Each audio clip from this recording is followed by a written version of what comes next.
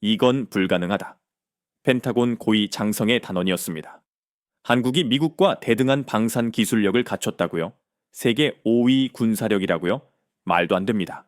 그러나 2025년 세계는 이 믿음을 뒤집는 현실을 목격했습니다. 폴란드가 미국 무기 대신 한국의 K2 전차 180대를 채택한 것입니다. 이후 노르웨이, 호주, 사우디아라비아 등 주요 국가들이 한국산 무기를 연이어 도입하기 시작했습니다. 워싱턴 DC에서 25년간 국가 안보 업무를 담당해온 한 베테랑 전문가가 이 모든 진실을 파헤치기 위해 나섰습니다. 그는 FBI 조사, 동료들의 배신, 심지어 가족에 대한 위협에도 굴하지 않았습니다. 그가 이 모든 역경을 견딘 이유는 단 하나였습니다. 70년 전 전쟁의 폐허였던 나라가 이제 전 세계를 놀라게 하는 강국으로 우뚝 섰다는 기적 같은 사실을 세상에 알리고 싶었기 때문입니다. 도널드 트럼프 대통령조차 입을 다물지 못하게 만든 대한민국의 저력, 그 감동적이고도 충격적인 진실이 지금부터 공개됩니다. 잠시 시간을 내어 좋아요와 구독 버튼을 눌러주시면 이 영상 제작에 매우 큰 힘이 됩니다. 여러분의 적극적인 참여와 댓글은 저희 채널이 더 많은 흥미로운 이야기를 발굴하는 동력이 됩니다. 감사합니다. 그럼 오늘의 이야기, 위싱턴을 뒤흔든 진실을 시작합니다. 저는 알렉스 리드입니다. 워싱턴 DC에서 25년간 국가안보 업무를 수행해온 베테랑 전문가죠. 사람들은 저를 중국 문제 최고 권위자, 즉 중국 전문가로 불렀습니다.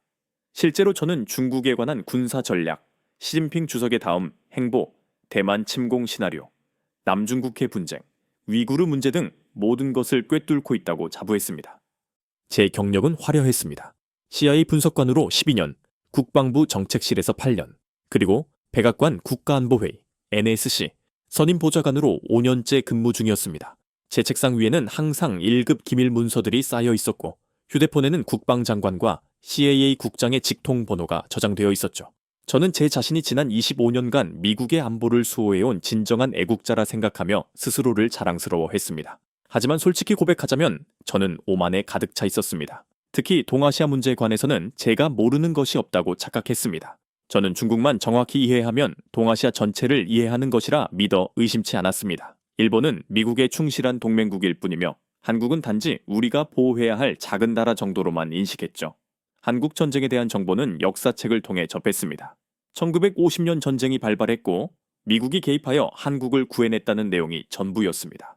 그 후 한국에 대해서는 별다른 관심을 두지 않았습니다. 가끔 뉴스에서 삼성이나 현대 관련 보도가 나오면 일본 기업을 모방했구나 하고 치부해버리곤 했습니다. 저의 일상은 단순했습니다. 매일 아침 6시 30분에 일어나 조깅을 하고 6입시 30분에 백악관으로 출근했습니다. 제 사무실은 백악관 서간 2층, 복도 가장 끝에 위치하고 있었는데 창문 너머로 포토맥강이 내려다 보이는 아름다운 공간이었습니다.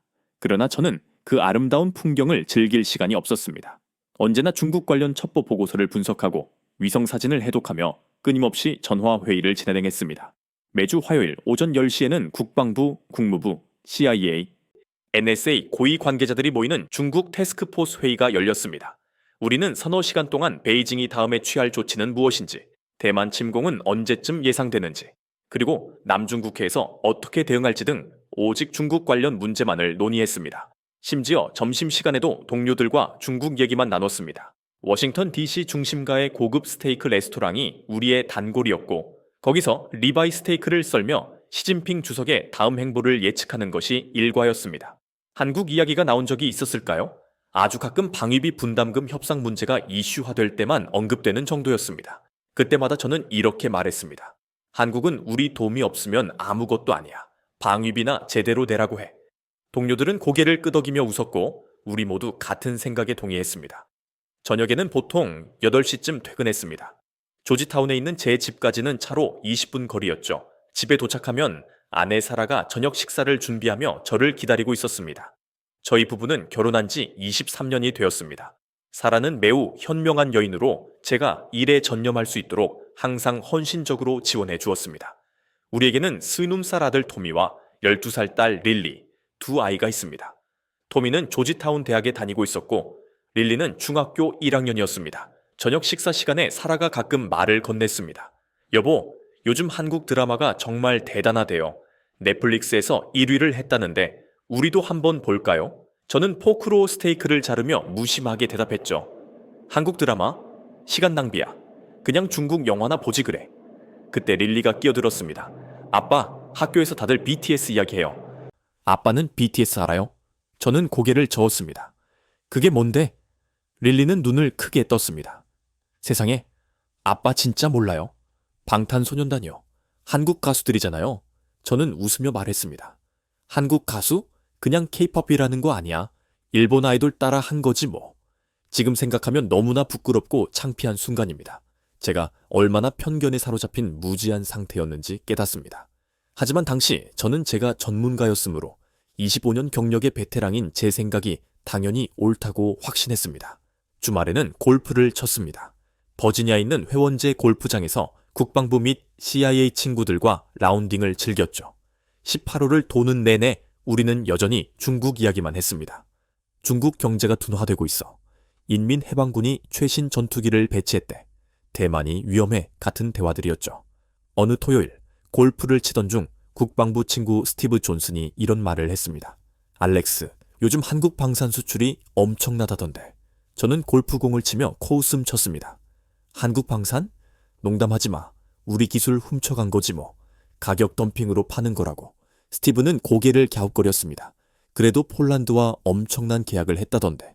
저는 단호하게 못 박았습니다. 일시적 현상이야. 곧 제자리로 돌아갈 거야. 한국이 방산 강국이라니 말도 안 되는 소리지. 2024년 가을 트럼프 대통령이 선거에서 승리했습니다. 저는 긴장했습니다. 트럼프 일기 때 백악관이 매우 혼란스러웠기에 그의 예측 불가능한 성향을 잘 알고 있었기 때문입니다. 2025년 1월 20일 취임식이 있었고 백악관 전체가 새로운 팀으로 재편되었습니다. 저는 운이 좋게도 NSC에 잔류할 수 있었습니다. 새로운 국가안보보좌관 조지 클레이가 저를 불렀습니다. 알렉스, 자네는 중국 전문가이니 계속 중국 담당을 맡게. 트럼프 대통령께서 중국을 최우선 과제로 보고 계시네. 저는 안도했습니다. 제 자리가 안전하다는 뜻이었으니까요. 2025년 초 워싱턴 DC는 추웠고 백악관 주변에는 눈이 쌓여 있었습니다. 새 행정부의 첫 몇 달은 정신없이 바빴습니다. 트럼프 대통령은 매일 새로운 지시를 내렸고 우리는 중국 관세 문제, 대만 방어 전략, 남중국해 순찰 강화 등 산더미 같은 업무에 파묻혀 지냈습니다. 저는 하루에 커피를 5잔씩 마시며 버텼습니다. 그러던 어느 날 이상한 징후들이 포착되기 시작했습니다. 2025년 2월쯤이었을 겁니다. 국방부 정보국에서 올라온 1일 브리핑 보고서의 한 줄이 제 눈에 띄었습니다. 한국 방산 수출 2024년 280억 달러 기록, 전년 대비 40% 증가. 저는 처음엔 오타인 줄 알았습니다. 280억 달러라고요? 한국이? 저는 부하 직원을 불렀습니다. 이 숫자 확인했어? 직원은 고개를 끄덕였습니다. 네, 확인했습니다. 한국이 세계 4위 방산 수출국이 되었습니다. 저는 도저히 믿을 수가 없었습니다. 세계 4위라고요? 미국, 러시아, 프랑스 다음이라는 뜻인가요? 저는 즉시 더 자세한 자료를 요청했습니다. 며칠 후 두꺼운 보고서 한 권이 제 책상에 도착했습니다. 보고서에는 폴란드가 한국으로부터 K2 전차 180대, K-인 자주포 211문, FA-50 경공격기 48대를 구매했다는 내용이 담겨 있었고 계약 금액은 무려 140억 달러에 달했습니다. 노르웨이는 K9 자주포 48문을 주문했고 호주는 K9 자주포와 레드백 장갑차를 도입하기로 결정했습니다. 루마니아, 에스토니아, 심지어 사우디아라비아까지 한국 무기를 도입하기 위해 줄을 서고 있었습니다. 저는 극심한 혼란에 빠졌습니다. 이게 전부 사실인가? 한국이 이렇게 엄청난 규모의 무기를 수출한다고? 저는 데이터를 몇 번이고 다시 확인했지만 숫자는 명확했습니다. 한국의 방산 수출은 폭발적으로 성장하고 있었습니다. 더 이상한 점은 또 있었습니다. 3월 어느 날 CIA 동료가 제게 중국 내부 문건을 건넸습니다. 알렉스, 이것 봐. 중국이 한국 군사력에 대해 재평가하고 있어. 제가 읽은 문건은 중국 인민해방군 참모부가 작성한 보고서였습니다.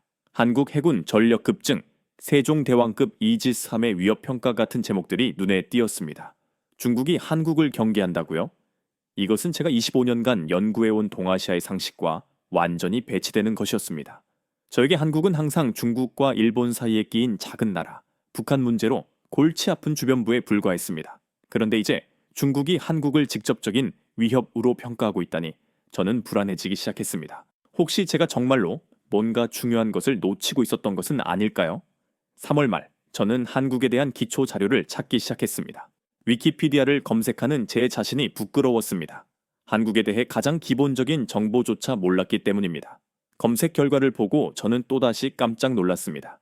한국의 GDP는 세계 10위, 1조 7천억 달러 규모였으며 1인당 GDP는 35천 달러로 이탈리아보다 높았습니다. 인구는 5,200만 명이었고 서울 수도권에만 2,500만 명이 거주하고 있었습니다. 더 놀라운 것은 산업 분야였습니다. 반도체 수출은 세계 1위였고 삼성전자와 SK하이닉스가 글로벌 메모리 반도체 시장의 70%를 장악하고 있었습니다. 조선업 역시 세계 1위로 한국 조선소들이 전 세계 선박 주문량의 50%를 차지했습니다. 자동차 산업은 세계 5위로 현대 기아차가 연간 700만 대를 생산하고 있었습니다. 디스플레이, 배터리, 석유, 화학까지 모든 핵심 분야에서 한국은 최상위권을 차지하고 있었습니다. 저는 의자에 기대앉아 깊은 한숨을 내쉬었습니다. 내가 지난 25년간 대체 뭘 한 걸까? 동아시아 전문가라고 자부했지만 한국에 대해서는 실상 아무것도 모르고 있었던 것입니다. 더욱 충격적인 것은 군사력이었습니다. 글로벌 파이어파워 랭킹을 검색하자 한국은 세계 5위에 랭크되어 있었습니다. 미국, 러시아, 중국, 인도 다음이었고 일본보다 높은 순위였습니다. 저는 화면을 재차 확인했습니다. 이것이 사실이라고? 자세한 군사력 자료를 찾아보았습니다. 한국은 F-35 스텔스 전투기를 40대 보유하고 있었고 F-14K 전투기 60대, K-4 157대를 운용 중이었습니다. 공중 조기경보 통제기도 4대나 보유하고 있었죠. 해군 전력은 더욱 놀라웠습니다. 세종대왕급 이지스 구축함 3척이 이미 운용 중이었고 정조대왕급 이지스 구축함이 추가로 건조되고 있어 총 6척의 이지스함을 보유하게 될 예정이었습니다. 장보 고급 잠수함은 18척이었으며 그중 산천톤급 장보고 아이사이급 잠수함이 3척이었습니다. 독도급 상륙함까지 갖추고 있었죠. 육군 전력은 압도적이었습니다. K임 흑표 전차가 500대 이상이었고 K1 전차 시리즈까지 합치면 주력 전차가 총 2,300대에 달했습니다. 이는 유럽 빅4 국가인 영국, 프랑스, 독일, 이탈리아의 주력 전차를 모두 합친 것보다 많은 수였습니다. K9 자주포는 1,700문 이상을 보유하여 세계에서 가장 많은 자주포를 가진 나라였습니다. 다연장 로켓, 지대지 미사일, 순항 미사일까지 엄청난 화력을 자랑하고 있었습니다. 저는 그 숫자들을 보며 멍해졌습니다. 이 모든 것이 사실인가? 한국이 이 정도의 군사력을 보유하고 있었다니. 저는 밤새도록 자료를 읽었습니다. 한국전쟁 이후 70년의 역사를 다시 공부했습니다. 1953년 휴전 당시 한국의 1인당 GDP는 고작 67달러로 세계 최빈국 중 하나였습니다. 그런데 2024년에는 35천 달러가 되었습니다. 무려 500배 이상 성장한 것입니다. 이것은 인류 역사상 유례를 찾기 힘든 경이로운 경제 기적이었습니다.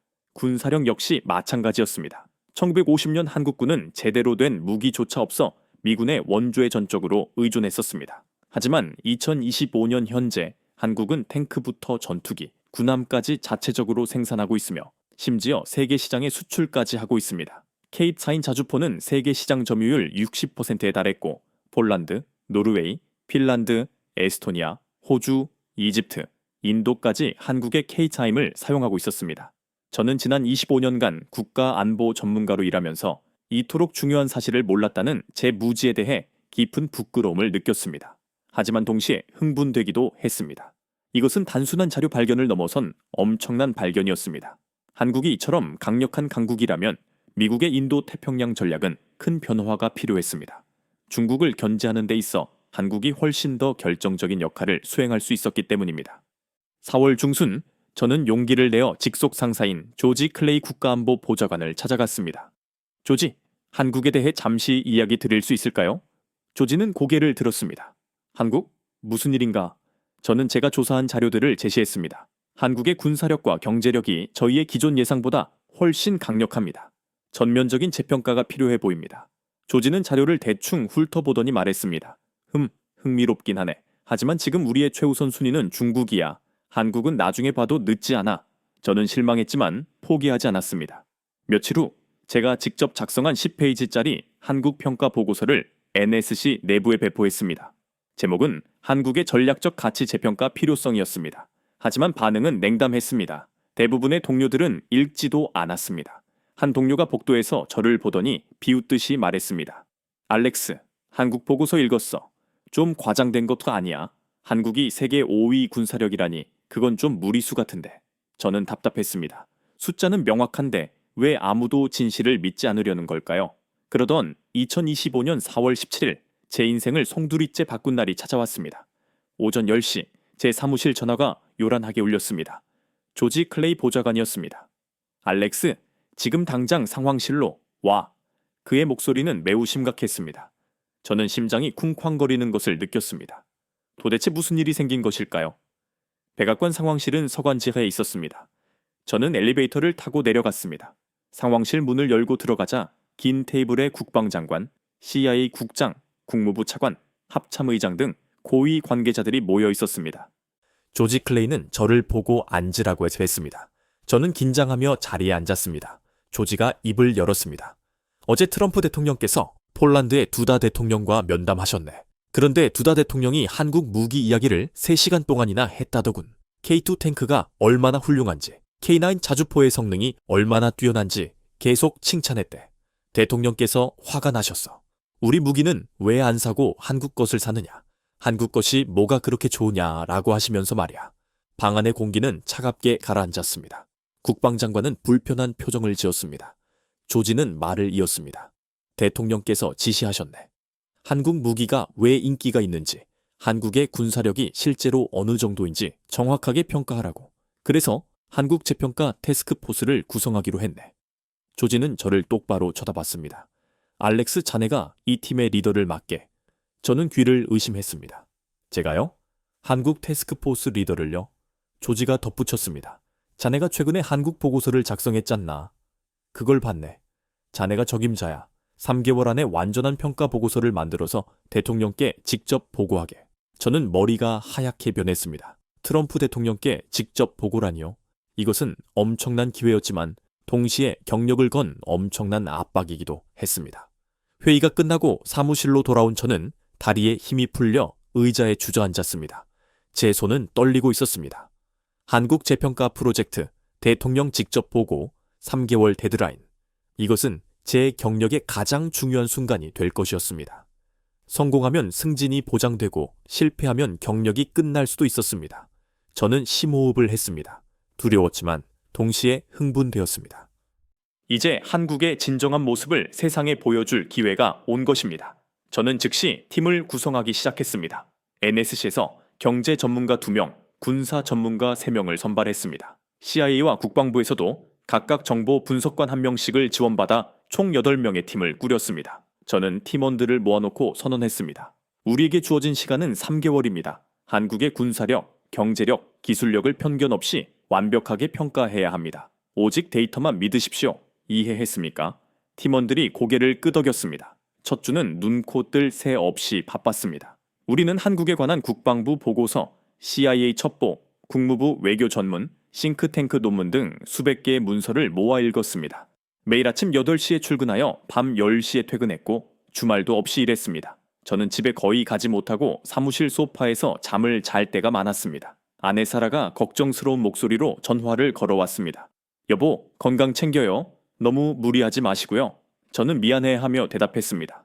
미안해. 곧 끝날 거야. 조금만 참아줘. 하지만 사실 저는 흥분되어 있었습니다. 조사를 거듭할수록 한국이 정말 대단한 나라라는 것을 깨달았기 때문입니다. 이것은 단순한 보고서가 아니라 미국의 인도-태평양 전략 전체를 바꿀 수 있는 중대한 프로젝트였습니다. 우리는 한국군의 무기 하나하나를 미군, 중국군, 일본 자위대의 무기와 정밀하게 비교했습니다. K2 흑표 전차를 미국의 M1A 에이브럼스와 비교했을 때 놀랍게도 K2가 여러 면에서 우수했습니다. 기동성은 오버코 % 더 높았고 자동 장전 시스템 덕분에 연사 속도도 빨랐습니다. 또한 차체가 더 가벼워 한국의 산악 지형에 최적화되어 있었습니다. 물론 M1도 훌륭한 전차였지만 K2는 30년 후에 개발된 최신형으로 최신 기술 발전을 반영하고 있었습니다. K9 자주포를 미국의 맥숑9 팔라딘과 비교했습니다. K9의 최대 사거리는 40km로 M209의 30km보다 33% 더 길었습니다. 연사 속도는 분당 6발로 M109의 4발보다 50% 빨랐습니다. 특히 자동 장전 시스템 덕분에 승무원이 5명이 아닌 3명만 필요하여 효율성이 훨씬 높았고 가격까지 M109보다 30% 저렴했습니다. 이것이 바로 폴란드가 K-타짐을 선택한 결정적인 이유였습니다. 세종대왕급 이지스 구축함을 미국의 알레이버크급과 비교했습니다. 둘 다 이지스 전투체계를 사용하지만 세종대왕급은 9,000톤으로 알레이버크급 7,600톤보다 더 컸습니다. 수직발사대 VLS 역시 세종대왕급이 118셀로 알레이버크급의 96셀보다 많았습니다. 동시 교전 능력 또한 비슷한 수준으로 이는 한국이 미국 기술을 기반으로 자체 개발을 성공시킨 결과였습니다. F-서폼-K 전투기는 미국의 F-포스포 스트라이크 이글과 거의 동일했으나 한국형으로 개량되어 타우루스 순항 미사일을 장착할 수 있었고 한국형 전자전 장비가 탑재되어 있었습니다. 우리 팀은 이 정도의 수준일 줄은 예상치 못했다며 놀라움을 감추지 못했습니다. 5월 중순, 저는 첫 번째 중간 보고서를 작성했습니다. 50페이지 분량의 이 보고서의 핵심 결론은 이러했습니다. 한국은 세계 5위 군사력을 보유하고 있으며 방산 기술력은 일부 분야에서 미국과 대등하거나 더 우수하다. 한국을 단순히 미국의 보호를 받는 나라로 보는 것은 시대착오적이며 한국은 이제 미국과 함께 중국을 견제할 수 있는 강력한 파트너이다. 저는 이 보고서를 조지 클레이 보좌관에게 제출했습니다. 며칠 후 조지가 심각한 표정으로 저를 불렀습니다. 알렉스, 이 보고서가 심각한 문제를 일으켰네. 한국이 우리와 대등하다고? 펜타곤이 발칵 뒤집혔어. 저는 당황했지만 하지만 데이터가 그렇게 말하고 있습니다. 라고 주장했습니다. 조지는 한숨을 쉬며 말했습니다. 알아. 하지만 국방부가 받아들이기 어려워하네. 특히 방산업체들이 거세게 반발하고 있어. 그날 오후 국방장관실에서 긴급 회의가 소집되었습니다. 펜타곤으로 간 회의실에는 10명의 장성들이 앉아 있었고 분위기는 매우 차가웠습니다. 국방장관이 입을 열었습니다. 알렉스, 자네 보고서 읽었네. 솔직히 말해서 너무 과장된 것 같아. 한국이 우리와 대등하다니 이건 동맹을 모욕하는 것과 같네. 한 삼성 장군은 목소리를 높였습니다. 한국 무기가 우리 무기보다 낫다는 건 말이 안 돼. 그들은 우리 기술을 훔친 거야. 복사품이 원본보다 나을 수는 없어. 다른 장군들도 가세했습니다. K9I, ML09보다 낫다고? 우스운 소리야. 한국은 실전 경험도 없잖아. 그들 무기가 실제 전쟁에서 통할지 누가 알지? 저는 데이터를 보시라고 방어하려 했지만 그들은 제 말을 들으려 하지 않았습니다. 2시간 동안 일방적인 비난만이 쏟아졌고 저는 완전히 고립되었습니다. 회의가 끝나고 복도를 걸어 나올 때 한 대령이 저를 비웃듯이 말했습니다. 알렉스, 한국한테 뇌물이라도 받았어? 저는 분노가 치밀었지만 간신히 참았습니다. 백악관으로 돌아오는 차 안에서 저는 좌절감에 빠졌습니다. 왜 아무도 명백한 진실을 받아들이려 하지 않는 걸까요? 25년간 쌓아온 제 신뢰도가 한순간에 무너지는 느낌이었습니다. 사무실에 도착해 책상에 앉았을 때 제 앞에는 산더미 같은 한국 관련 진실의 보고서들이 쌓여 있었지만 아무도 믿으려 하지 않는 현실에 부딪혔습니다. 더 큰 문제가 시작되었습니다. 다음 날 워싱턴 포스트에 NSC 알렉스 리드, 한국 과대평가 논란이라는 제목의 기사가 실렸습니다. 누군가 제 보고서를 언론에 유출한 것이었습니다. 기사는 저를 비판적으로 다루며 25년 베테랑이 갑자기 한국을 찬양하기 시작했다. 동맹국에 대한 객관성을 잃은 것 아니냐는 지적이 나온다고 보도했습니다. 저는 경악했습니다. 내부에서 저를 공격하고 있었던 것입니다. 더 나쁜 일들이 연이어 터졌습니다. 방산 로비스트들이 조직적으로 움직이기 시작했습니다. 로키드 마틴, 레이시온, 제너럴 다이내믹스, 보잉 등 거대 방산업체들은 한국 방산의 성장을 심각한 위협으로 인식했습니다. 그들은 의회에 압력을 가하기 시작하며 한국 무기를 과대평가하는 것이 미국 방위 산업에 해를 끼친다는 논리를 펼쳤습니다. 5월 말, 상황은 더욱 악화되어 NSC 내부에서 저에게 등을 돌리는 사람들이 늘어났습니다. 복도에서 동료들을 만나면 그들은 눈을 피했고 점심 식사 때 식당에 가도 아무도 제 옆자리에 앉지 않았습니다. 저는 완전히 고립되었습니다. 어떤 동료는 제 뒤에서 수군거렸습니다. 알렉스가 한국에 매수당했대. 50만 달러를 받았다는 소문도 있어. 저는 분노했습니다. 이 모든 것은 거짓말이었습니다. 저는 단 한 푼도 받은 적이 없었으며 오직 데이터가 말하는 진실만을 이야기했을 뿐이었습니다. 하지만 아무도 믿어주지 않았고 25년간 쌓아온 제 명예와 신뢰가 한순간에 무너지는 듯 했습니다. 6월 초 저는 직접 한국에 가서 눈으로 진실을 확인하지 않으면 누구도 설득할 수 없으리라 결심했습니다. 한국 현지 조사를 위한 일주일 출장을 신청했지만 조지 클레이 보좌관이 지금은 예산이 빠듯하다, 화상회의로 대체하라며 승인을 거부했습니다. 그들은 제가 더 많은 증거를 모으는 것을 막고 있었던 것입니다. 하지만 저는 포기하지 않고 한국 국방부와 화상회의를 주선했습니다. 6월 15일 저녁 9시, 한국 시간 오전 10시, 저는 사무실에서 노트북을 켰습니다. 화면에 한국 국방부 회의실이 나타났고 최민준 실장을 포함한 5명의 한국 관계자들이 통역사와 함께 앉아 있었습니다. 저는 인사를 건넸습니다. 안녕하십니까? 저는 알렉스 리드입니다. 최 실장이 답했습니다. 반갑습니다. 저는 국방부 정책실장 최민준입니다. 저는 준비한 질문들을 하나씩 물어보기 시작했습니다. K2 전차의 실제 성능, K타운 자주포의 세계시장 인기 비결, 세종대왕급 이지스함의 능력 등. 그러나 회의는 재앙이었습니다. 통신 상태가 계속 끊겼고 화면은 얼어붙었으며 음성은 지연되었습니다. 최 실장이 설명을 이어가도 화면이 멈춰 저는 다시 말씀해 주시겠습니까? 라고 반복해서 물어야 했습니다. 준비한 K9 자주포 실사격 영상조차 화질이 너무 나빠 아무것도 제대로 보이지 않았습니다. 설상가상으로 통역에도 문제가 있었습니다. 한국 측 통역사가 기술 용어를 정확히 번역하지 못해 자동 장전 시스템을 자동차 로딩 시스템으로, 탱크를 물탱크로 오역하는 바람에 저는 극심한 혼란을 겪었습니다. 1시간으로 계획된 회의는 기술 문제로 30분밖에 진행되지 못했고 저는 제대로 된 정보를 하나도 얻지 못한 채 머리를 감싸 쥐었습니다. 완전한 실패였습니다.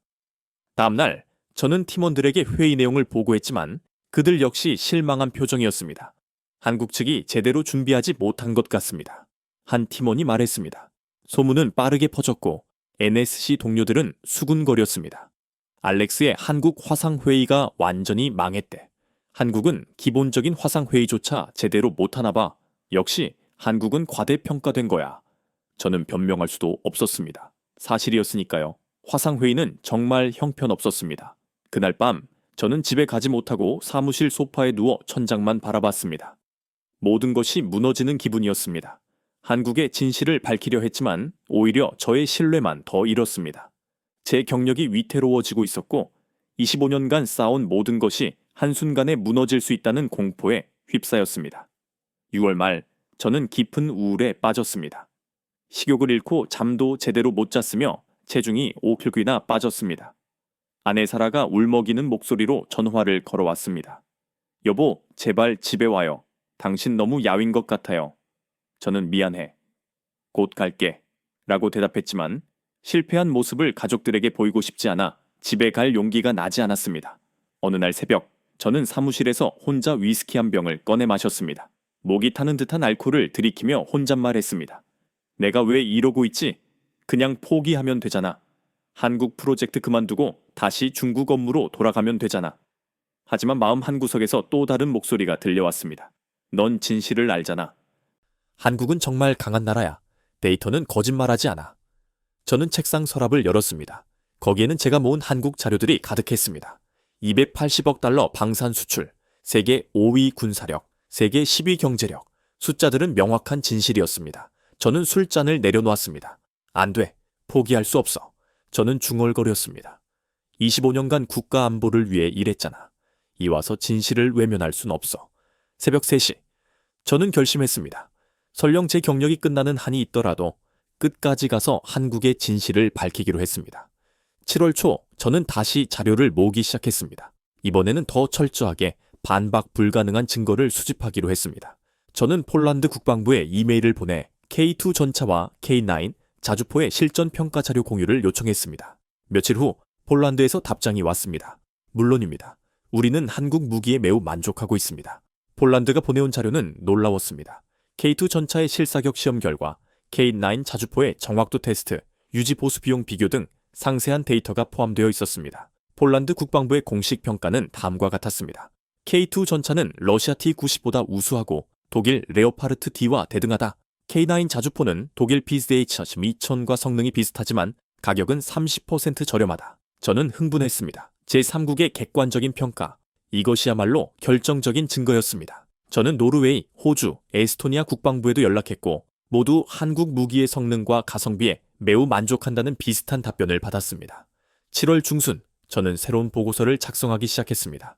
이번에는 감정이나 주관을 일체 배제하고 오직 제3국 평가를 중심으로 객관적인 데이터와 팩트만으로 구성했습니다.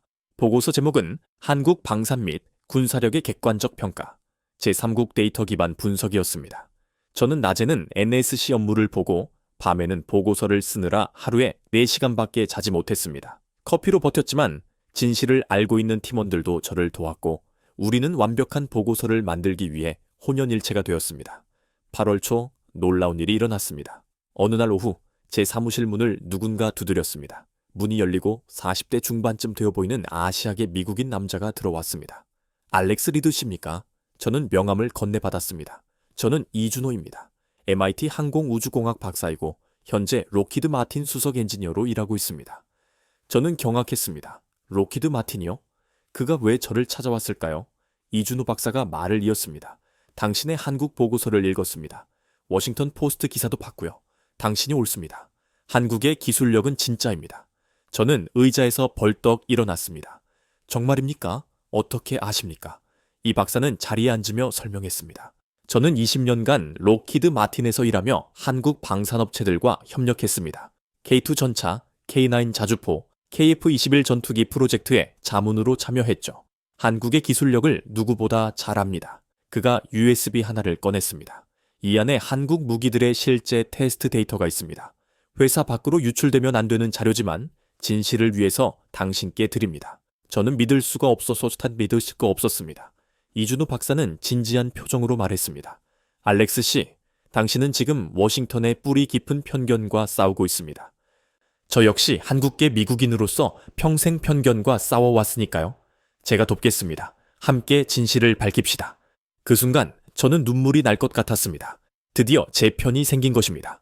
25년 경력에서 처음으로 완전히 고립되었다가 이제 한 사람이 제 편이 되어준 것이었죠. 저는 USB를 컴퓨터에 꽂았습니다. K2 전차의 사격 정확도 테스트 영상, K9 자주포의 연사 속도 측정 데이터, KF-21 전투기의 레이더 성능 평가서 등 모두 극비 자료들이었습니다. 데이터를 하나씩 열어보며 감탄했습니다. K2 전차의 사격 정확도는 2km 거리에서 95%로 M1A 에이브럼스와 동등한 수준이었습니다. 이 박사는 설명했습니다. K2는 자동 추적 시스템이 매우 우수하며 이동 중 사격 능력도 뛰어납니다. 산악 지역에서는 M1보다 훨씬 유리하죠. K9 자주포의 분당 연사 속도는 6발로 독일의 PZH 2000과 같은 수준이었지만 이 박사는 K-자행은 가성비가 탁월합니다.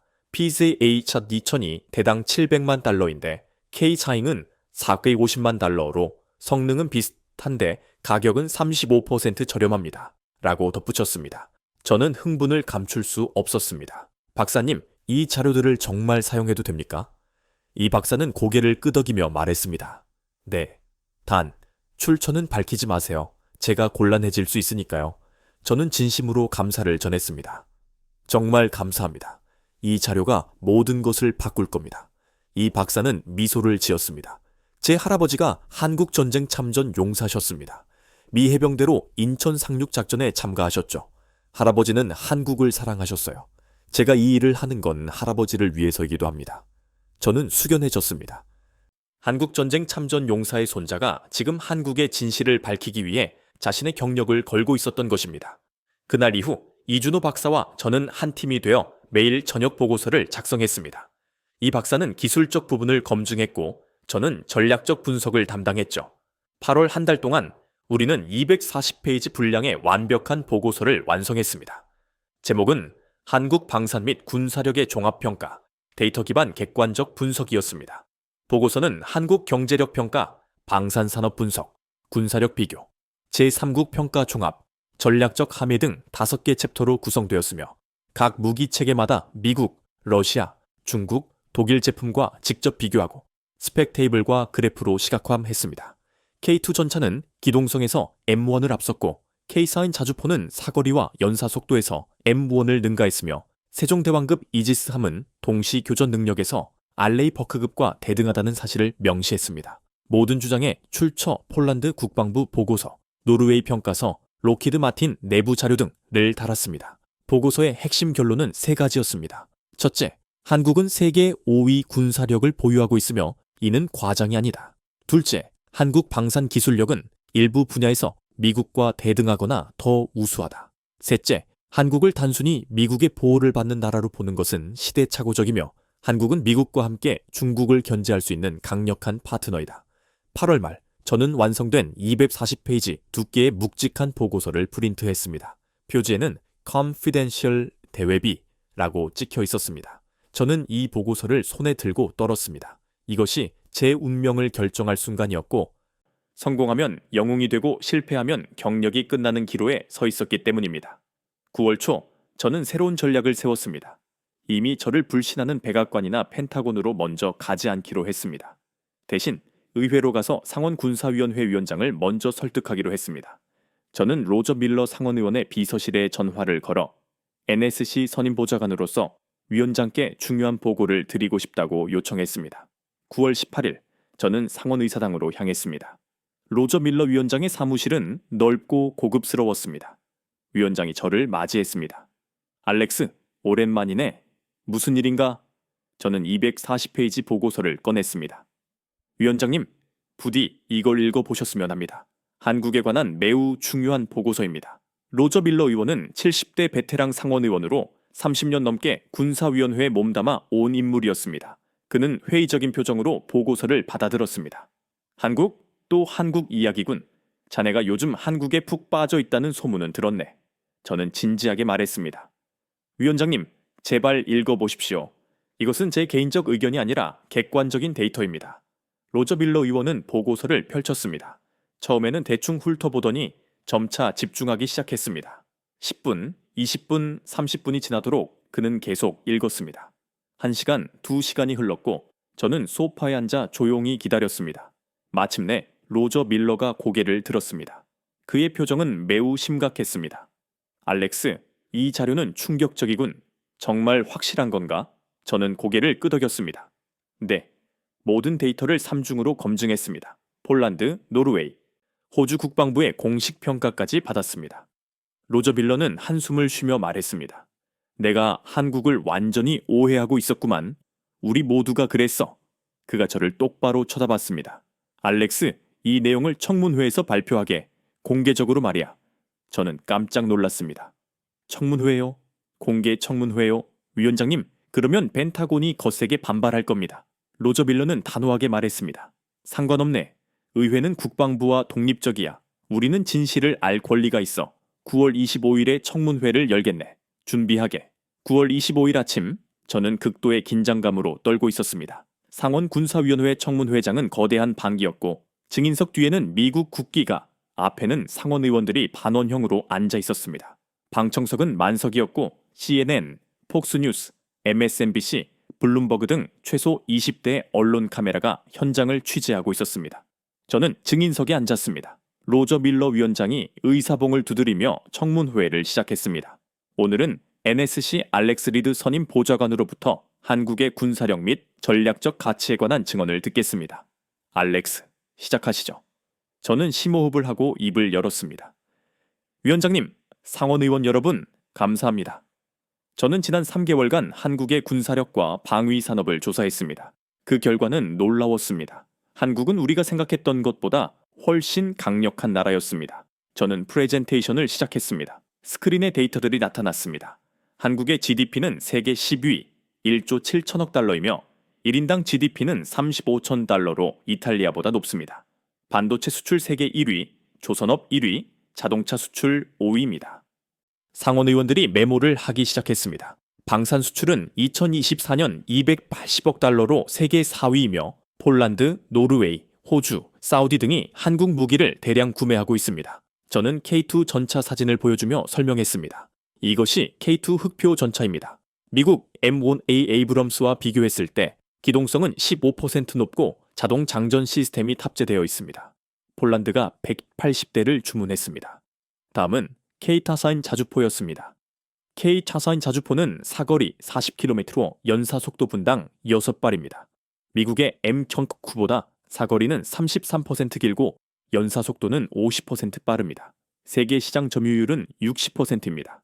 세종대왕급 이지스함 사진이 나타났습니다. 세종대왕급은 9,000톤급 이지스 구축함으로 수직 발사대 128세를 갖추었으며 동시 교전 능력은 미국 알레이 버크급과 대등합니다. 한국은 이러한 이지스함을 총 6기척 보유하게 될 것입니다. 방청석에서 웅성거림이 들렸고 카메라 플래시가 터졌습니다. 저는 폴란드 국방부 평가서를 인용했습니다. 폴란드 국방부는 K2 전차가 러시아 T-90보다 우수하고 독일 러파르트 2와 대등하다고 평가했으며 노르웨이는 KD는 자주포의 북극 환경 테스트에서 우수한 성능을 확인했습니다. 저는 1시간 동안 발표를 이어갔고 모든 데이터, 비교, 평가를 투명하게 제시했습니다. 마지막으로 결론을 말했습니다. 한국은 세계 5위 군사력을 보유하고 있으며 이는 과장이 아닙니다. 한국을 단순히 미국이 보호하는 약소국으로 보는 것은 시대착오적이며 한국은 이제 미국과 함께 중국을 견제할 수 있는 강력한 파트너입니다. 우리는 한국과의 관계를 재정의해야 합니다. 발표가 끝나자 방청석에서 박수가 터져 나왔습니다. 질의응답이 이어졌습니다. 한 상원 의원이 물었습니다. 알렉스, 그럼 한국이 일본보다 강하다는 겁니까? 저는 답했습니다. 군사력 종합평가에서는 그렇습니다. 일본은 전수방위 정책으로 공격 무기가 제한되어 있지만 한국은 공격과 방어 모두 가능한 균형 잡힌 전력을 보유하고 있습니다. 다른 의원이 물었습니다. 한국 무기가 실전에서 검증되었습니까? 저는 답했습니다. 폴란드가 우크라이나 국경에 배치하여 테스트하고 있으며 초기 평가는 매우 긍정적입니다. 청문회가 끝나고 복도로 나오자 기자들이 몰려들었습니다. CNN, 폭스뉴스 등 모든 채널이 제 청문회를 속보로 보도했습니다. 한국, 숨겨진 군사강국, NSC 전문가 충격 증언. 제 휴대폰에는 언론, 싱크탱크, 대학에서 온 인터뷰 및 간견 요청이 쏟아졌습니다. 하지만 저는 긴장을 늦출 수 없었습니다. 펜타곤의 방역이 남아 있었기 때문입니다. 예상대로 9월 26일 국방부가 움직였습니다. 펜타곤에서 긴급 기자회견이 열렸고 국방부 대변인은 알렉스 리드의 증언은 한국을 과대평가한 것이며 한국 무기는 아직 실전에서 검증되지 않았고 미국 무기가 여전히 세계 최고라고 발표했습니다. 12명의 장성이 공동 성명을 발표하며 제 평가에 동의하지 않는다고 선언했습니다. 방산 로비 연합도 방역했습니다. 로키드 마틴, 레이시온, 제너럴 다이내믹스 CEO들은 워싱턴 포스트에 전면 광고를 실었습니다. 미국 무기가 최고다. 동맹국 띄워 주기는 그만. 광고 비용만 50만 달러에 달했다고 합니다. 그들은 정말 절박했던 것입니다. 더 큰 문제가 터졌습니다. 9월 28일 익명의 제보자가 온라인에 알렉스 리드, 한국 방산업체로부터 50만 달러 수수라는 가짜 뉴스를 퍼뜨렸습니다. 근거 없는 주장이었지만 소셜미디어에서 빠르게 확산되었습니다. 다음 날 FBI 요원 2명이 제 사무실에 찾아왔습니다. 알렉스 리드 씨, 금융거래 조사를 시작합니다. 저는 경악했습니다. 무슨 소리입니까? 저는 단 한 푼도 받은 적이 없습니다. FBI 요원들은 제 은행 계좌를 조사하기 시작했고 제 컴퓨터도 압수당했습니다. 저는 완전히 무력해졌습니다. 동료들은 수군거렸습니다. 알렉스가 FBI 조사를 받는데 역시 뭔가 있었나 봐. 저는 억울했지만 조사를 받는 수밖에 없었습니다. 더 가슴 아픈 일은 9월 30일 저녁에 일어났습니다.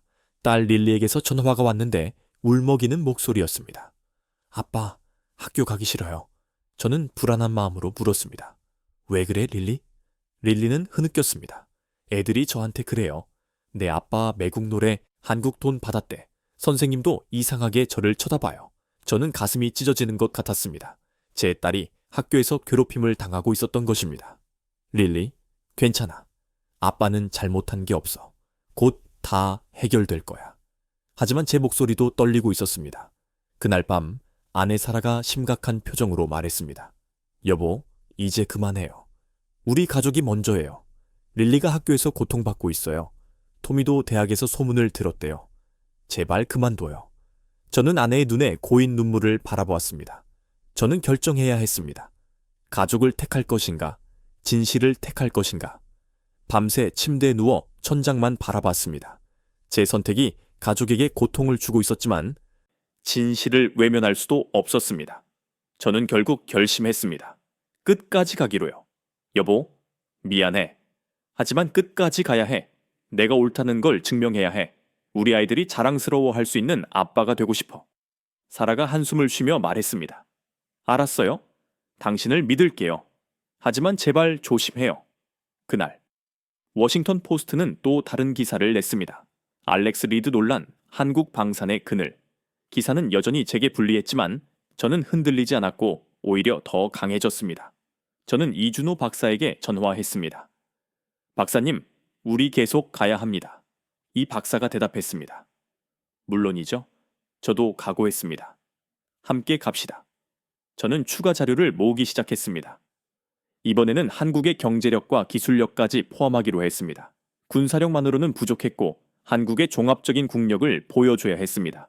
저는 삼성전자, SK하이닉스, 현대자동차, LG 등 한국 기업들을 조사했고 데이터는 경이로웠습니다.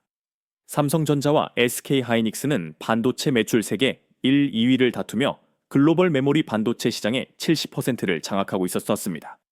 현대 기아차는 세계 자동차 판매 3위로 올라섰고 전기차 부문에서도 빠르게 성장 중이었습니다.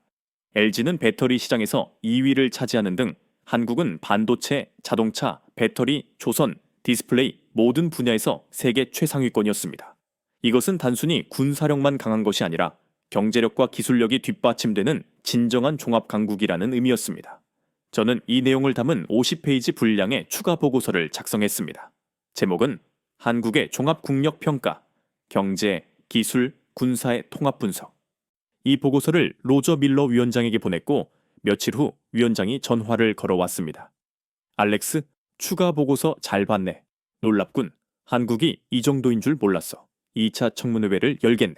하지만 2차 청문회가 열리기 전에 기적이 일어났습니다. 제 휴대폰이 울렸고 모르는 번호였습니다. 저는 전화를 받았습니다. 익숙한 목소리가 들렸습니다. 여보세요? 알렉스 리드? 네. 그런데 누구십니까? 나 트럼프야. 저는 휴대폰을 떨어뜨릴 뻔했습니다. 트럼프 대통령님이십니까? 네, 대통령님. 저는 더듬거렸습니다. 그래, 나야. 자네 보고서 직접 읽었네. 240페이지 전부 다 읽었어. 이거 대단한데. 트럼프 대통령은 말을 이었습니다. 어제 폴란드 두다 대통령이 또 전화했어. K2 탱크를 추가로 더 사고 싶다고 하더군. 자네 말이 맞았어. 한국이 정말 강하더라고. 저는 믿을 수가 없었습니다. 트럼프 대통령이 말을 이었습니다. 내일 백악관으로 와. 오전 10시 집무실로 나한테 직접 보고해. 이거 중요한 거야.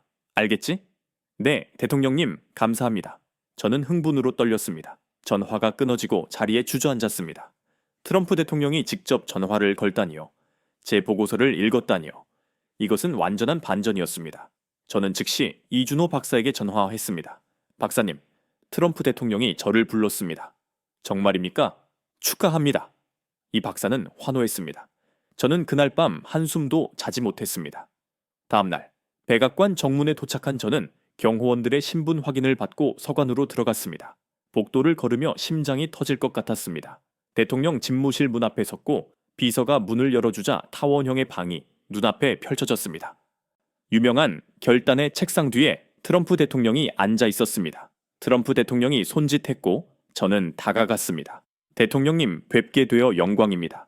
트럼프 대통령은 일어나 악수를 청했습니다. 앉게. 자네 보고서 정말 잘 읽었어. 놀라웠네.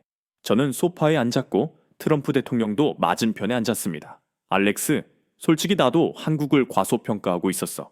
방위비 분담금만 생각했지. 그런데 자네 보고서 보니까 한국이 정말 강하더라고. K2 탱크, K9, 자주포, 이지스함. 대단해. 트럼프 대통령은 진지하게 말했습니다.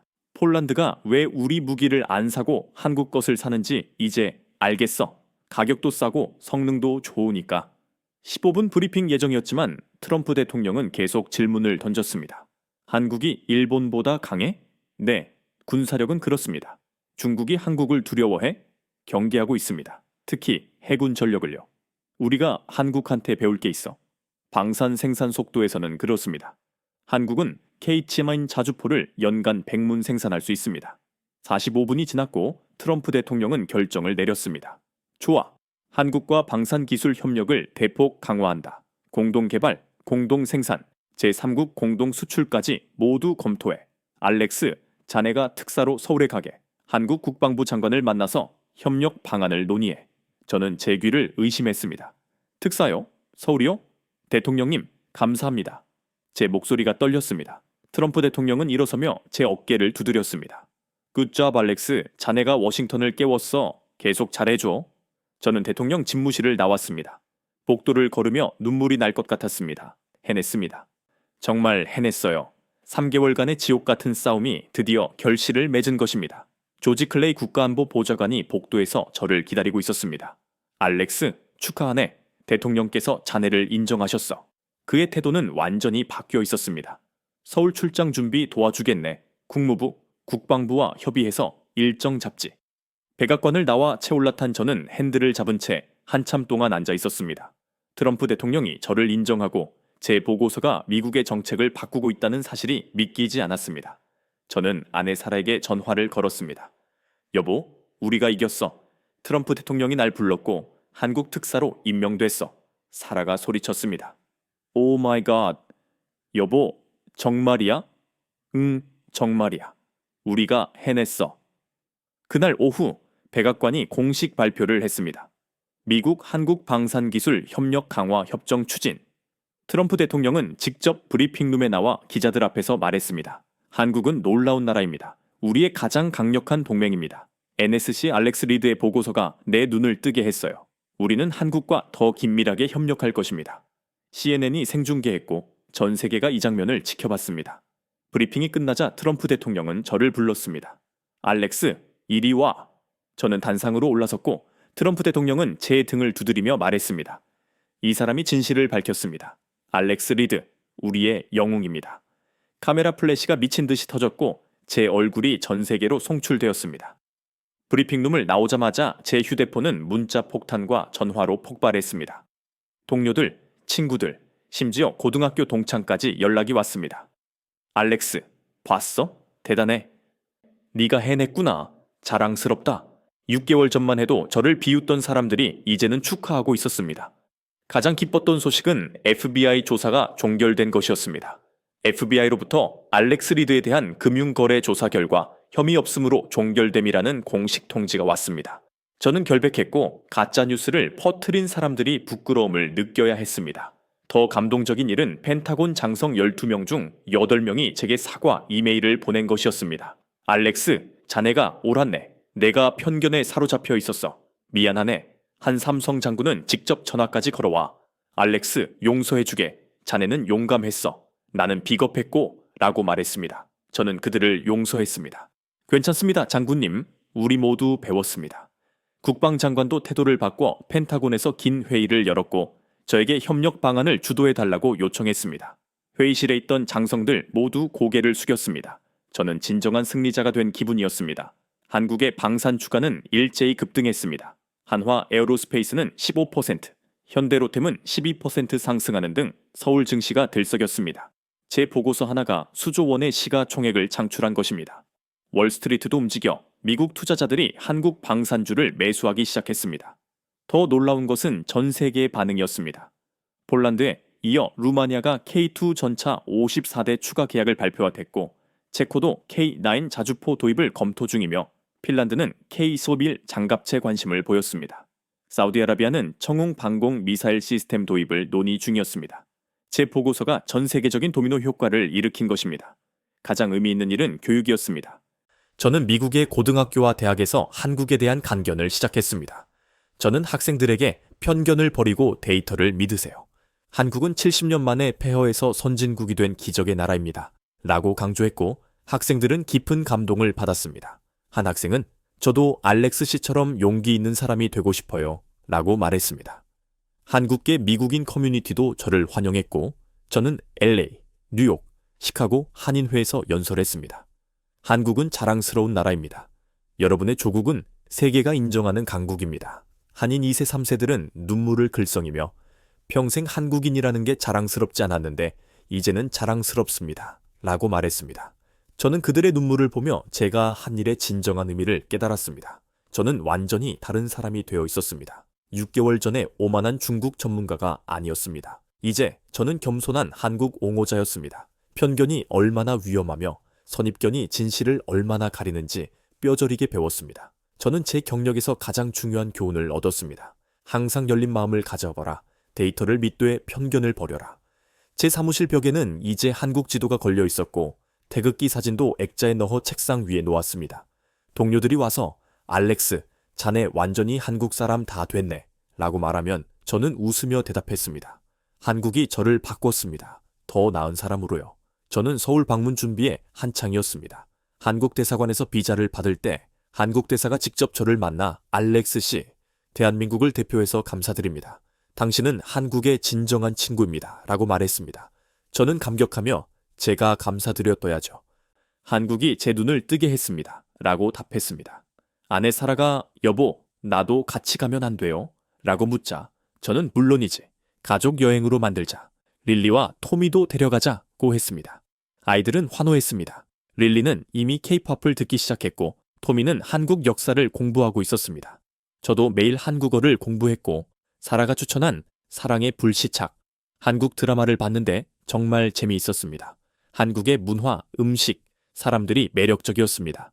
김치찌개가 제가 제일 좋아하는 음식이 되어 주말마다 한식당에 가서 먹었습니다. 저는 제 책 집필도 시작했습니다. 매일 저녁 2시간씩 처음에 가졌던 오만함, 데이터와의 만남, 워싱턴의 편견과의 싸움, 이준호 박사의 도움, 트럼프 대통령과의 면담 등 제 여정을 솔직하게 기록했습니다. 출판사 편집자는 이 책이 베스트셀러가 되고 영화로도 만들어질 것이라고 말했습니다. 제 삶의 목표도 바뀌었습니다. 이제 저는 단순히 국가안보 전문가가 아니라 편견과 싸우는 활동가가 되었습니다. 과소평가된 국가들을 재발견하는 것이 제 새로운 사명이 되었죠. 한국 다음에는 어떤 나라일까요? 폴란드, 베트남, 인도네시아. 저는 열린 마음으로 세계를 바라보기 시작했습니다. 미국과 한국의 관계도 변화하고 있었습니다. 양국 국방장관은 만나 공동 무기 개발, 제3국 공동 수출, 기술 교류 확대 등 새로운 협력 방안을 논의했습니다. 한국은 더 이상 미국의 보호를 받는 나라가 아니라 미국과 어깨를 나란히 하는 강력한 파트너가 된 것입니다. 그렇게 일주일 후 저는 인천국제공항에 도착했습니다. 공항에서부터 놀라움을 금치 못했습니다. 세계에서 가장 현대적이고 효율적인 공항 중 하나라는 평가가 과장이 아니었습니다. 입국 절차는 신속했고 직원들은 모두 유창한 영어로 응대했습니다. 공항에서 서울 시내로 이동하는 길에는 더 큰 충격이 기다리고 있었습니다. 끝없이 펼쳐진 고층 빌딩들, 완벽하게 정비된 도로와 교통 시스템, 그리고 어디서나 볼 수 있는 첨단 기술의 흔적들. 이곳이 정말 제가 알고 있던 그 한국인가 싶었습니다. 저는 한국에 온 또 다른 전문가의 경험을 분석하기 시작했습니다. 그 전문가의 이름은 에릭 왓슨 교수였습니다. 호텔에 체크인한 후 에릭 왓슨 교수는 한국 기업의 연구소를 방문하기 전에 먼저 서울 시내를 둘러보기로 했습니다. 지하철을 타고 이동하면서 뉴욕이나 런던의 지하철보다 훨씬 깨끗하고 효율적인 시스템에 또 한 번 놀랐습니다. 모든 안내판은 한국어와 영어로 병기되어 있었고 디지털 표지판에서는 실시간 열차 위치와 도착 시간을 확인할 수 있었습니다. 무엇보다 경이로웠던 것은 지하철 내부에서도 5G 인터넷이 완벽하게 작동한다는 점이었습니다. 미국에서는 지하철 안에서 통화조차 어려운 경우가 많았는데 말이죠. 서울 시내를 걷던 에릭 왓슨 교수는 강남역 근처에서 젊은 한국인 엔지니어를 우연히 만났습니다. 그의 이름은 박민준이었습니다. 길을 헤매던 왓슨 교수를 민준 씨가 친절하게 도왔고 유창한 영어로 대화를 나누면서 그가 반도체 업계에서 일하고 있다는 사실을 알게 되었습니다. 놀랍게도 민준 씨는 왓슨 교수가 쓴 책을 읽었다며 그를 알아보았습니다. 왓슨 교수님, 정말 뵙게 되어 영광입니다. 교수님의 차세대 메모리 시스템 설계책은 저희 팀의 바이블이에요. 민준 씨의 말에 왓슨 교수는 흐뭇했지만 동시에 약간의 경계심도 들었습니다. 어쩌면 그가 자신이 왜 한국에 왔는지 짐작하고 있을지도 모른다고 생각했습니다. 그들은 근처 카페에서 커피를 마시며 이야기를 나누었습니다. 민준 씨는 서울대학교에서 전자공학을 전공하고 미국 스탠퍼드 대학원에서 공부한 후 한국으로 돌아왔다고 했습니다. 미국에서 계속 일할 기회도 많았지만 한국으로 돌아오고 싶었어요. 지금 한국에서는 정말 흥미로운 일들이 일어나고 있거든요. 민준 씨의 열정과 자신감은 인상적이었습니다. 그는 한국의 반도체 산업에 대해 계속 이야기했습니다. 우리가 지금 개발하고 있는 기술은 세계 어디에서도 시도하지 않는 접근법이에요. 처음에는 많은 외국 전문가들이 불가능하다고 했죠. 하지만 우리는 해냈습니다. 왓슨 교수는 속으로 웃었습니다. 과연 그럴까? 미국과 일본, 독일의 엔지니어들이 수십 년간 해결하지 못한 문제를 한국이 해결했다고? 하지만 그는 공손하게 고개를 끄덕이며 말했습니다. 정말 인상적이네요. 내일 귀사의 연구소를 방문할 예정인데 더 자세히 알아볼 수 있길 바랍니다. 다음 날 아침 왓슨 교수는 긴장된 마음으로 한국 기업의 연구소를 방문했습니다. 보안 절차를 거친 후 연구소 책임자인 정지원 박사와 만났습니다. 50대 중반의 차분한 인상인 정 박사는 완벽한 영어와 겸손하면서도 자신감에 찬 태도를 보였습니다. 정 박사는 연구소 투어를 시작했습니다. 깨끗하고 정돈된 실험실, 최첨단 장비들, 그리고 열정적으로 일하는 연구원들. 표면적으로는 미국의 연구소와 크게 다르지 않았습니다. 그러나 점차 차이점이 눈에 들어오기 시작했습니다. 연구원들의 작업 리듬, 팀워크, 그리고 무엇보다 놀라웠던 것은 그들의 근무 시간이었습니다. 저희 연구원들은 보통 아침 7시부터 밤 10시까지 일합니다. 주말에도 대부분 출근하고요. 정 박사의 말에 왓슨 교수는 놀랐습니다. 미국에서는 상상할 수 없는 근무 시간이었습니다. 그렇게 오래 일하면 효율성이 떨어지지 않나요? 왓슨 교수가 물었습니다. 정 박사는 미소를 지으며 대답했습니다. 물론 단순히 오래 일한다고 좋은 결과가 나오는 건 아닙니다. 하지만 저희에게는 할 수 있다는 의지와 열정이 있습니다. 그리고 무엇보다 해야만 한다는 절박함이 있죠. 왓슨 교수는 그의 말에서 한국의 역사적 배경을 느꼈습니다. 전쟁의 폐허에서 일어난 나라, 천연자원 없이 오직 인적 자원에만 의존해야 했던 나라. 그들에게 기술 혁신은 선택이 아닌 생존의 문제였던 것입니다. 연구소 투어를 마치고 정 박사는 왓슨 교수를 회의실로 안내했습니다. 그곳에서 그들의 최신 기술에 대한 프레젠테이션이 시작되었습니다. 발표가 진행될수록 왓슨 교수는 놀라움을 감출 수 없었습니다. 그들이 개발한 메모리 반도체 기술은 정말로 혁신적이었습니다. 그들이 불가능하다고 여겼던 접근법을 완전히 다른 각도에서 해결했던 것입니다. 기존의 실리콘 기반 구조에서 벗어나 완전히 새로운 재료와 설계 방식을 도입했습니다. 이론적으로는 가능하지만 실제 구현은 불가능하다고 여겨졌던 바로 그 기술을 말입니다. 어떻게 이런 문제를 해결했죠? 왓슨 교수가 솔직한 호기심으로 물었습니다. 한국 연구팀의 젊은 엔지니어가 나서서 설명했습니다. 저희는 다학제적 접근법을 사용했습니다. 전통적인 반도체 엔지니어링뿐만 아니라 양자 물리학, 생화학, 심지어 인공지능까지 다양한 분야의 전문가들이 협력했죠. 그의 말에서 왓슨 교수는 미국 연구소와의 또 다른 차이점을 발견했습니다. 미국에서는 각 분야가 너무 세분화되어 있어 부서 간 소통이 원활하지 않았습니다. 하지만 이곳에서는 모든 분야의 전문가들이 한 공간에서 함께 일하며 지속적으로 아이디어를 교환하고 있었습니다. 프레젠테이션이 끝난 후 왓슨 교수는 솔직히 인정할 수밖에 없었습니다. 이 기술은 적어도 5년, 어쩌면 10년 이상 미국의 기술을 앞서가고 있었습니다. 하지만 여전히 한 가지 의문이 남았습니다. 어떻게 그들은 이런 혁신적인 돌파구를 찾아낼 수 있었을까요? 단순히 열심히 일하는 것만으로는 설명할 수 없는 부분이었습니다. 그날 저녁 정 박사와 연구팀은 왓슨 교수를 한국 전통 음식점으로 초대했습니다. 그들은 한국 전통주인 막걸리를 마시며 대화를 나누었고 술 기운이 돌자 분위기는 한결 편안해졌습니다. 그때 정 박사가 흥미로운 비하인드 스토리를 시작했습니다. 사실 저희의 이번 기술 혁신에는 숨겨진 이야기가 있습니다. 5년 전 회사는 미국과 일본 기업에 크게 뒤처져 있었고 생존이 위태로운 상황이었습니다. 회사는 파산 직전이었고 연구원들은 월급도 제대로 받지 못해 대부분의 전문가들이 해외로 떠나고 있었습니다. 그러던 중 한 젊은 연구원이 기존의 패러다임을 완전히 뒤엎는 완전히 새로운 접근법을 제안했습니다. 처음에는 모두가 그 아이디어를 비현실적이라며 비웃었습니다.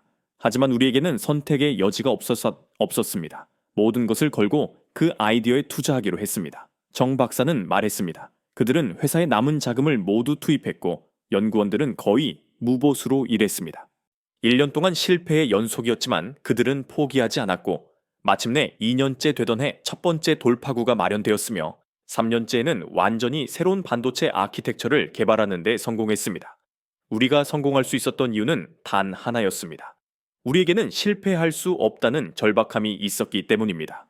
정 박사의 이야기를 들으며 왓슨 교수는 깊은 감동을 느꼈습니다.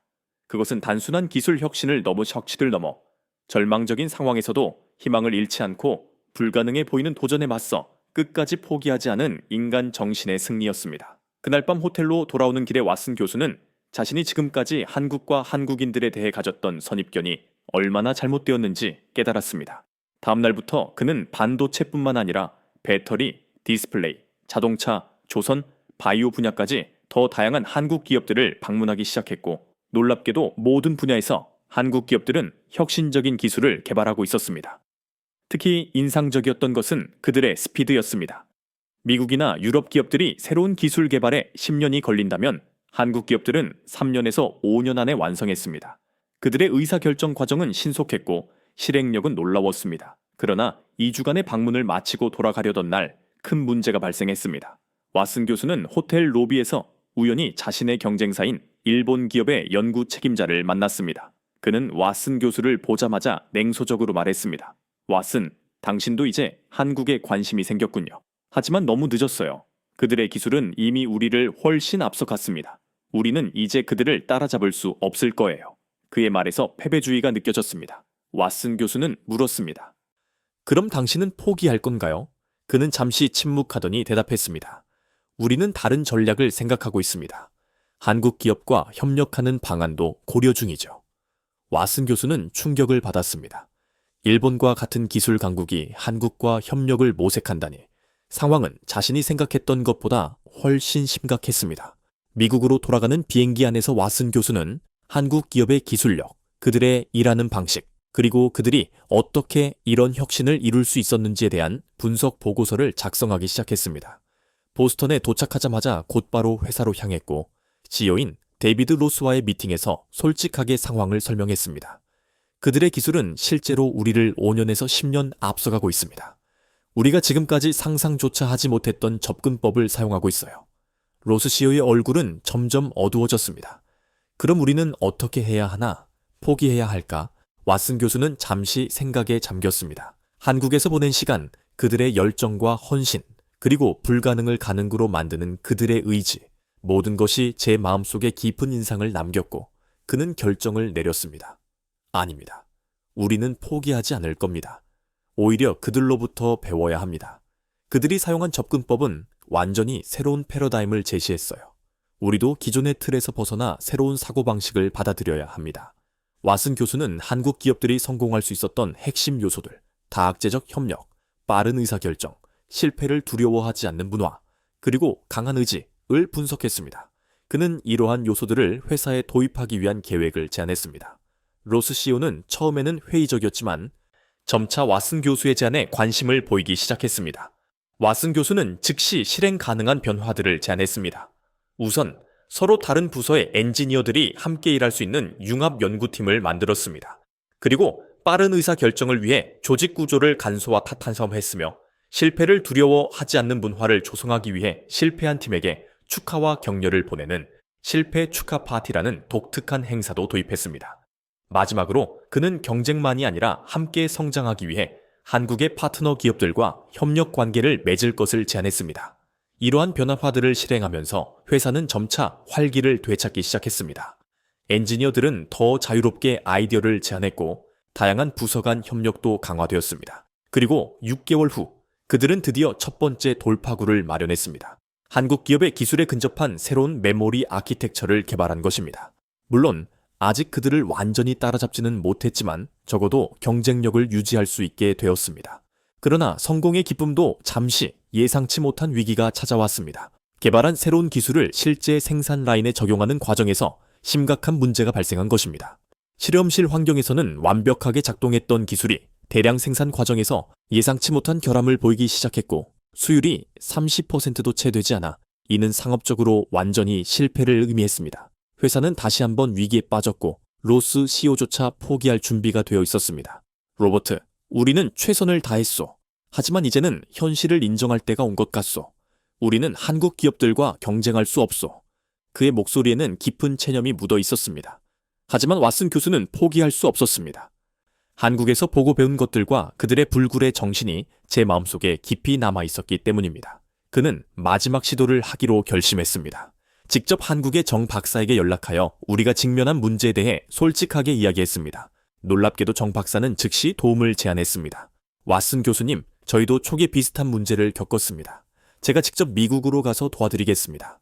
일주일 후 정 박사와 그의 팀원 몇 명이 보스턴에 도착했습니다. 그들은 즉시 우리의 생산 라인을 점검하기 시작했고 정 박사는 놀라운 통찰력을 보여주었습니다. 단 하루 만에 그는 문제의 핵심을 찾아냈습니다.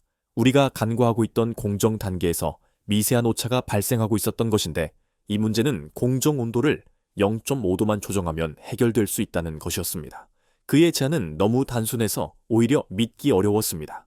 하지만 실제로 시도해보니 수율이 기적적으로 85%까지 올라갔습니다. 정 박사의 도움으로 우리 회사는 위기를 극복했습니다. 새로운 메모리 제품은 시장에서 좋은 반응을 얻었고 주가도 회복되기 시작했습니다. 이 경험을 통해 왓슨 교수는 단순한 기술 혁신을 넘어선 무언가를 배웠습니다.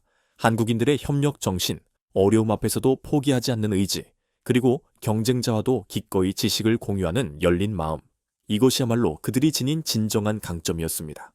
왓슨 교수는 정 박사에게 물었습니다. 왜 경쟁사인 우리를 도와주셨나요? 그의 대답은 인상적이었습니다. 기술 발전은 한 회사나 한 국가만의 노력으로 이루어질 수 없습니다. 우리 모두가 함께 발전해야 인류의 미래가 밝아집니다. 물론 시장에서는 경쟁자이지만 기술적 도전 앞에서는 우리 모두가 동료입니다. 그의 말에서 왓슨 교수는 한국인들의 또 다른 면모, 즉 단기적인 이익보다 장기적인 비전을 중요시하는 철학적 태도를 발견했습니다. 이 경험 이후 왓슨 교수의 한국에 대한 관심은 더욱 깊어졌습니다. 1년에 몇 차례씩 한국을 방문하며 그들의 기술과 문화, 역사를 더 깊이 이해하려고 노력했습니다. 특히 한국의 교육 시스템에 큰 관심을 갖게 되었는데 어떻게 이렇게 많은 우수한 인재들이 지속적으로 배출될 수 있는지 궁금했기 때문입니다. 한 번은 서울의 한 고등학교를 방문할 기회가 있었는데 그곳에서 또 다른 충격을 받았습니다. 학생들은 아침 일찍부터 밤늦게까지 공부했고 미국 학생들과는 비교할 수 없을 정도로 높은 학습 의욕과 집중력을 보였습니다. 수학, 과학 분야에 깊이 있는 교육 과정도 인상적이었습니다. 하지만 동시에 과도한 경쟁과 스트레스, 창의성이 제한될 수 있는 환경 같은 교육 시스템의 부작용도 볼 수 있었습니다. 학교 교장 선생님과의 대화를 통해 왓슨 교수는 한국 교육의 역사적 배경을 이해할 수 있었습니다. 우리나라는 천연 자원이 부족합니다. 그래서 인적 자원 개발이 국가 생존의 핵심이었죠. 교육은 단순한 개인의 성취가 아니라 국가 발전의 원동력으로 여겨져 왔습니다. 그의 말에서 한국인들의 교육열이 단순한 출세 욕구를 넘어 국가와 가족에 대한 책임감에서 비롯된다는 것을 깨달았습니다. 한국에 대한 왓슨 교수의 관심은 기술과 교육을 넘어 점차 문화적 영역으로 확장되었습니다. 그는 한국의 역사, 예술, 음식, 그리고 전통에 매료되었으며 특히 정칭이라는 개념에 깊은 인상을 받았습니다. 서양에는 정확히 대응되는 개념이 없는 깊은 인간적 유대와 공감을 의미하는 이 정서는 한국 사회의 많은 측면을 설명해주는 열쇠였습니다. 협력의 문화, 위계 질서와 공동체 의식, 그리고 어려움 속에서도 서로를 돕는 정신, 이 모든 것이 전기라는 개념 속에 녹아 있었습니다. 왓슨 교수는 이제 미국의 대학에서 한국의 기술 혁신에 관한 특별 강의를 진행하고 있습니다. 그는 학생들과 전문가들에게 단순히 기술적 측면만이 아니라 한국인들의 정신과 문화가 이러한 혁신의 바탕이 되었다는 점을 강조합니다. 한국의 성공은 결코 우연이 아닙니다. 전쟁의 폐허에서 일어나 세계 10위권의 경제 대국으로 성장한 한국의 역사는 인간 의지의 승리를 보여주는 놀라운 사례입니다. 그들은 불가능을 가능으로 만들었고 세계의 기술 지형을 영원히 바꾸어 두었습니다. 왓슨 교수는 이제 자랑스럽게 말할 수 있습니다. 저는 한국과 한국인들로부터 기술을 넘어선 중요한 삶의 교훈을 배웠습니다. 절대 포기하지 않는 정신, 협력의 가치, 그리고 더 나은 미래를 위해 끊임없이 도전하는 용기. 이것이야말로 한국이 세계에 선물한 가장 값진 유산일 것입니다. 이 이야기를 들으시는 여러분도 한국인으로서의 자부심을 느끼셨기를 바랍니다. 여러분의 부모님, 조부모님 세대가 이룩한 기적 같은 성취는 세계 역사상 유례가 없는 것입니다. 그리고 그 성취는 지금 이 순간에도 계속되고 있습니다. 인공지능, 바이오테크놀로지, 우주기술 등 미래산업 분야에서도 한국은 세계를 선도하고 있습니다. 여러분의 생각이나 경험을 댓글로 공유해 주세요. 이 이야기가 마음에 드셨다면 좋아요와 구독 버튼을 꼭 눌러 주십시오. 여러분의 지지와 적극적인 댓글 참여는 저희 채널이 더욱 풍부하고 의미 있는 해외 감동 사연을 소개하는 데 큰 힘이 됩니다. 긴 시간 경청해 주셔서 진심으로 감사드립니다. 다음 이야기로 찾아뵙겠습니다.